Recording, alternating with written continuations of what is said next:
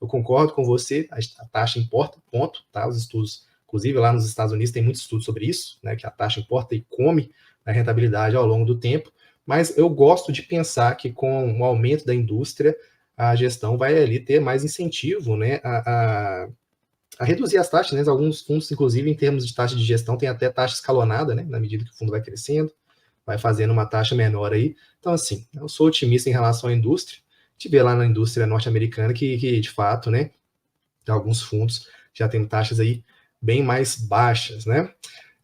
Meu caro, em relação a fundo de papel, IPCA baixo, fundo de papel indexado a IPCA, precifica para baixo. Acho que oportunidade, você prefere ali ter outra estratégia em relação a isso? Eu acho que a questão aí é o seguinte, a gente vê pessoas reclamando que o fundo que é atrelado ao IPCA diminuiu o pagamento, etc. Bom, você comprou sabendo, né? Pelo menos deveria ter comprado sabendo, né? O que eu quero dizer com isso? Os fundos têm seu objetivo. Nenhum fundo tem o objetivo, o nosso objetivo é pagar o máximo possível e vão para frente. Ele tem uma estratégia, ele tem um mandato, né? Como o pessoal do mercado fala. Então, o fundo é de laje corporativa. Se o mercado de laje estiver ruim, tudo bem, vai ter algum fundo que vai conseguir se destacar, que vai conseguir resolver, que vai conseguir fazer um milagre. Mas agora, se o mercado está ruim, o mercado está ruim. Não tem milagre. É como a pessoa, sei lá, investir num fundo cambial dólar do banco dela, o dólar cair e a pessoa reclamar. O fundo é dólar. O inferno. E assim, se você investe num fundo de papel, que boa parte do portfólio dele é atrelado ao IPCA, se o IPCA cai, o rendimento vai cair. O inferno. Não tem como ser diferente. Claro que se a pessoa, de repente, não sabia, a culpa também não é do fundo. Tem lá o relatório. Por mais que a gente possa dizer que o relatório do fundo tal é melhor do que do fundo tal, etc, etc, mas pelo menos isso eles colocam. Ou, se não colocam, me pergunto por que você investe neles. Mas assim, os fundos do IFIX, os fundos com mínimo de tamanho, etc, colocam isso. Então, o interessante, que eu acho que talvez a maioria das pessoas não notou, e isso me chamou a atenção na virada do mês, foi que teve o rebalanceamento do IFIX, e é a primeira vez em muito tempo, eu não sei exatamente há quantos anos, eu até ia fazer um vídeo, ia fazer algum tipo de material ou live sobre isso, acabou que eu não fiz no começo do mês, mas há alguns anos os FIIs de papel sempre vinham aumentando de peso no IFIX. Uhum. Nesse rebalanceamento, nesse quadrimestre, foi a primeira vez em muito tempo, não consigo precisar aqui quantos anos, mas facilmente posso chutar aqui uns 3 ou 4 anos, duvido que eu vá errar muito, que os fundos de papel perderam peso no IFIX. Talvez já seja o mercado considerando que, com Selic mais baixa, fundo atrelado ao CDI vai pagar menos.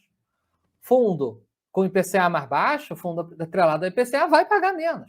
E não tem outra alternativa, porque os fundos de papel, basicamente, ou são CDI, ou são IPCA, ou são 50-50. Não tem nada com representatividade de IGPM, de INPC, de pré-fixado. Vai ter ali, quando tem uma fatiazinha de nada. Na prática não tem.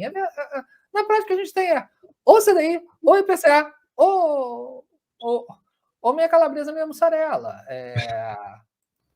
Então a gente... Talvez isso já seja uma sinalização de que talvez estejamos entrando numa época onde os fundos de tijolo vão voltar a ganhar um destaque? Talvez. Quem sabe? Legal. O Hugo aí já perguntando, né, se o mercado imagina a subida de juros. Eu acho que o juros Selic, eu acho difícil, viu, Hugo? Assim, claro que a gente não sabe o futuro, que nem o Nod falou, mas toda a teoria do jumento lá, que o pessoal adora, lá do Bassi, né, fala que exatamente é o oposto, né, que começa a cair, tende a cair, claro, né, os juros futuros ali a gente vê que já tem um pouco mais de volatilidade, então, dependendo dos juros que você está falando, né. Phil Newspaper ali já perguntou e o Nod já tinha respondido, imagino antes de ler, né, o Phil Newspaper aí sempre com perguntas aí bem na vírgula, né. Resumindo aí para quem está chegando agora, né, que o Phil Newspaper é um cara que incrível, inclusive membro nosso aí, falando, né, assim, em relação à taxa de PCA, em relação à própria, porque, para quem não sabe, né, vamos aí vamos dar um passo atrás, né, para quem não sabe, os fundos de papel ali, ele tem um delay em relação ao IPCA, né, então às vezes você vai ver ali, falando de linguagem bem simples, né, às vezes tem um IPCA X, aí depois tem um delay ali de alguns meses, né, para você sentir o rendimento, por isso que às vezes vocês vão ver ali alguns rendimentos de alguns fundos de papel, é isso que o Newspaper está falando, e ele está perguntando, será que então vai ser tijolado e FIPE, né? O Nod aí já falou, né? A gente tem visto, inclusive, nos últimos meses, né, que o tijolo está realmente tendo aquela pernada para cima, né? Vê FOF e vê tijolo, né? Especialmente os shoppings aí.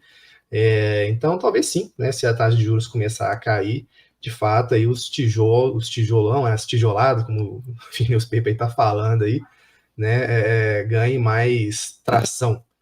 Imagino que, inclusive, você até meio que falou isso já, né, Nod? Já respondeu. A gente não sabe o futuro, mas talvez aconteça isso.